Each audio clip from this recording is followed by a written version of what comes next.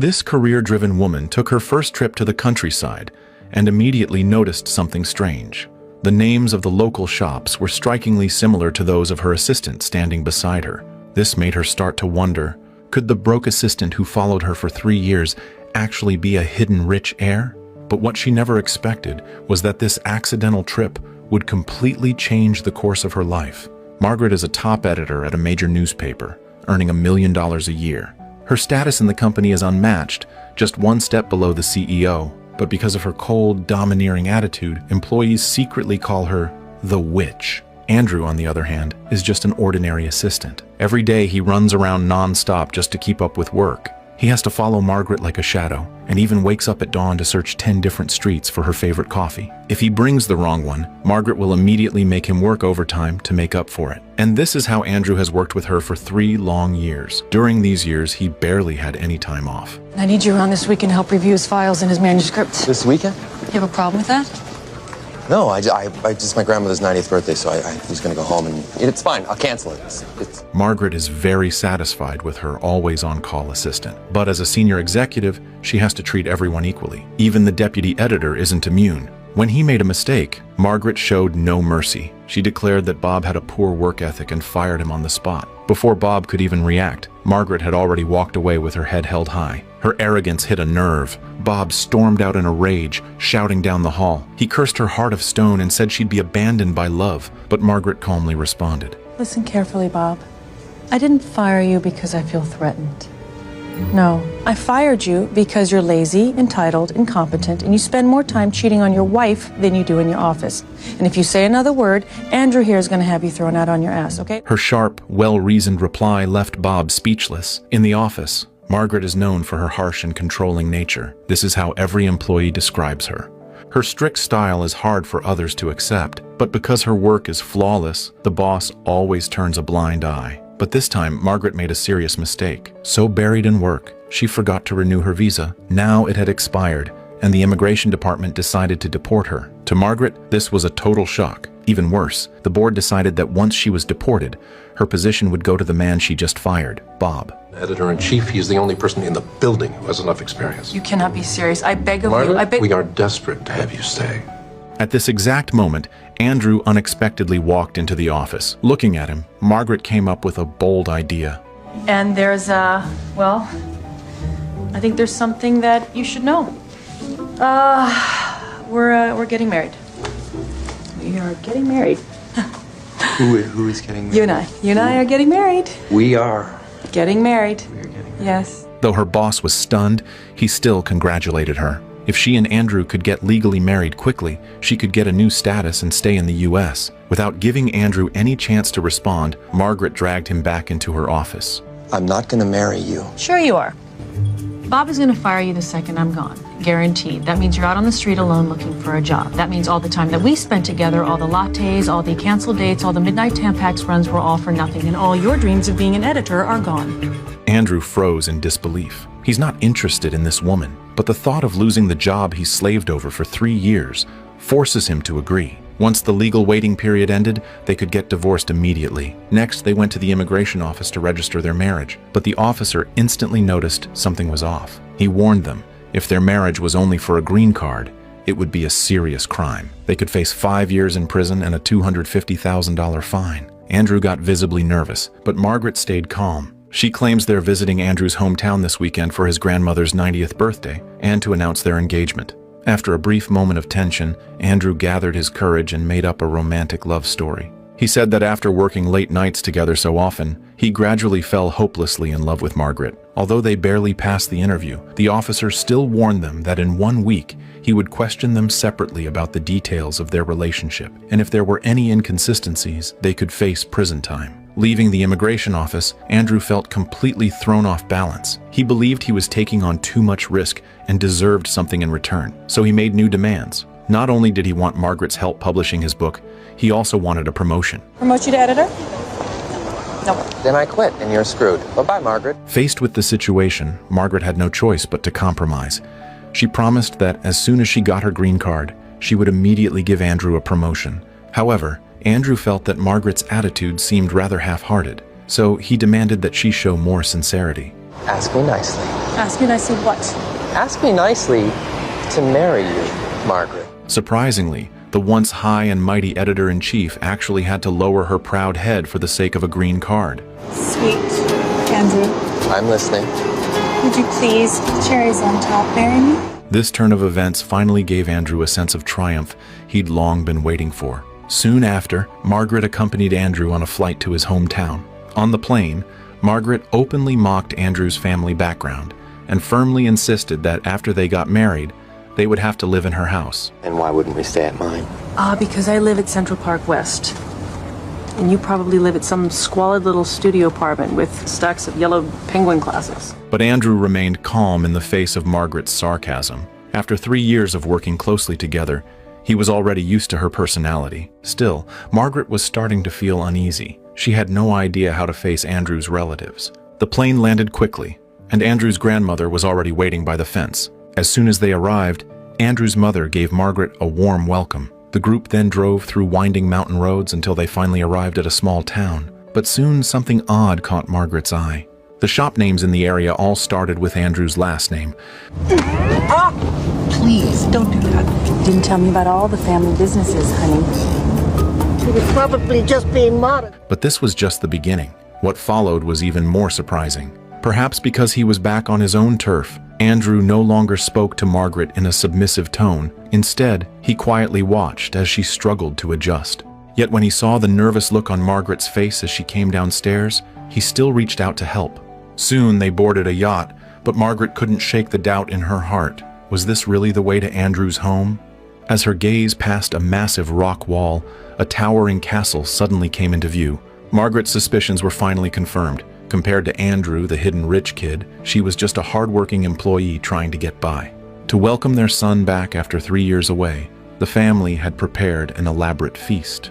It was also the first time Margaret met Andrew's father, Joe.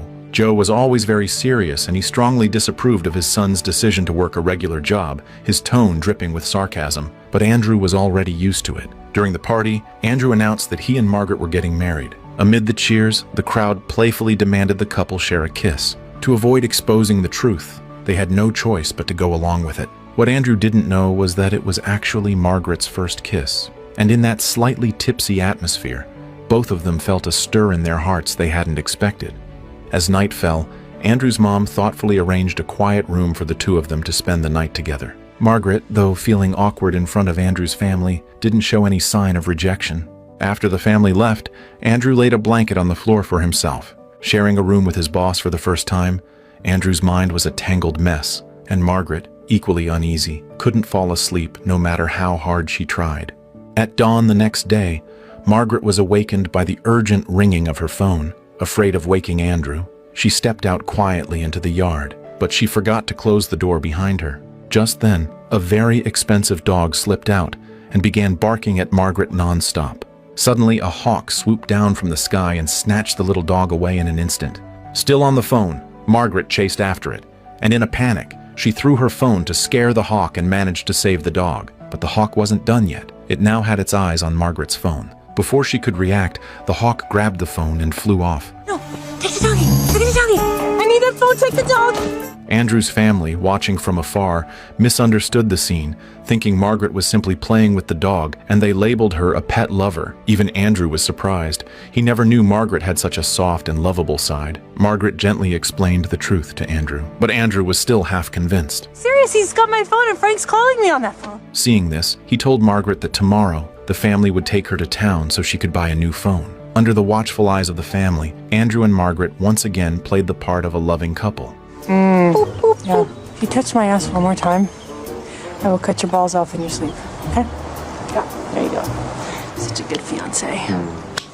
Later, Joe pulled Andrew aside for a heartfelt conversation. He apologized for his words the day before, and since his son was about to get married, he felt it was right to offer his blessing. However, Joe also honestly expressed his hope that Andrew would stay in the hometown and take over the family business. Yet even this conversation didn't bridge the gap between father and son. Not long after they returned home, everyone witnessed Andrew's sudden outburst. Grace, knowing her son's temper well, immediately understood that it was all because of her husband, so she quickly went to confront him. Sensing that this was a family matter, Margaret politely excused herself and walked away. Is James, my son, I only get to see him every 3 years because of you.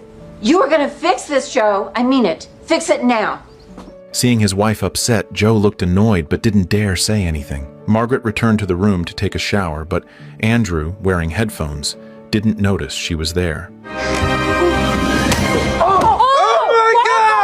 Living under the same roof, these little awkward moments were bound to happen. As night fell, the lingering awkwardness still hung in the air, but something had quietly changed between them. The distance and tension that once defined their relationship had slowly been replaced by a deeper kind of kindness. Margaret slowly shed her tough exterior and revealed the softest, most genuine part of herself. She confided in Andrew about her love for light-hearted variety shows, her obsession with overly dramatic romance novels, and even brought up their first kiss.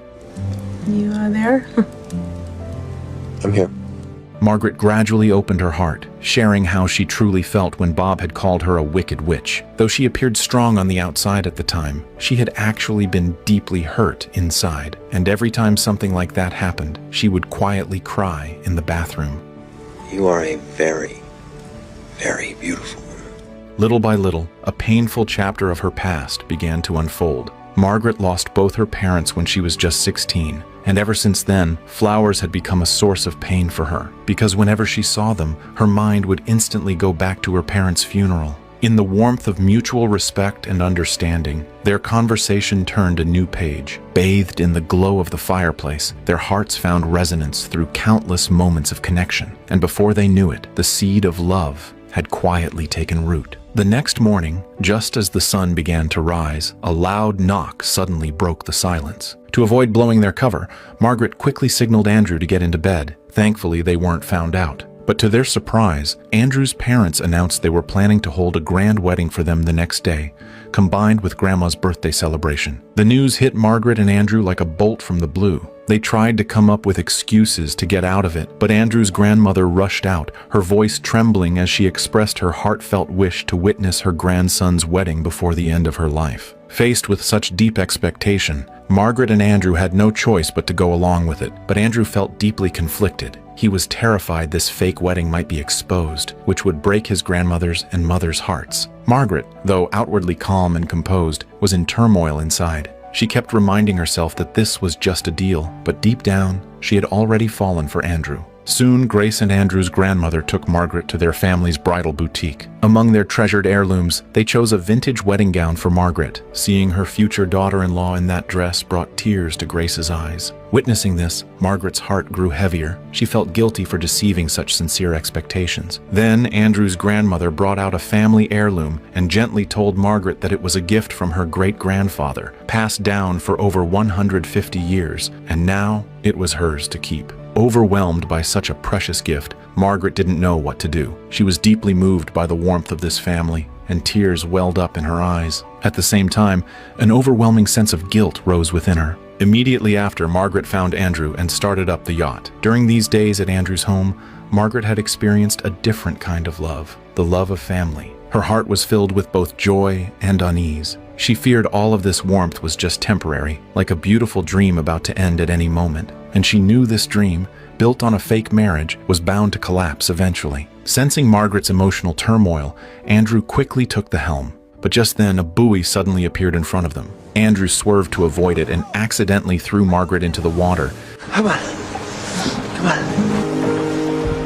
They rushed back home in a panic. Before they could catch their breath, Margaret's father called them into the warehouse. It turned out that Mr. Gilbertson from immigration had tracked them down and told Joe about Margaret and Andrew's fake marriage. In front of Joe, Mr. Gilbertson demanded the truth from Andrew, promising leniency if he confessed. But without hesitation, Andrew chose to stand by Margaret. I've been working for Margaret Tate for 3 years. 6 months ago, we started dating.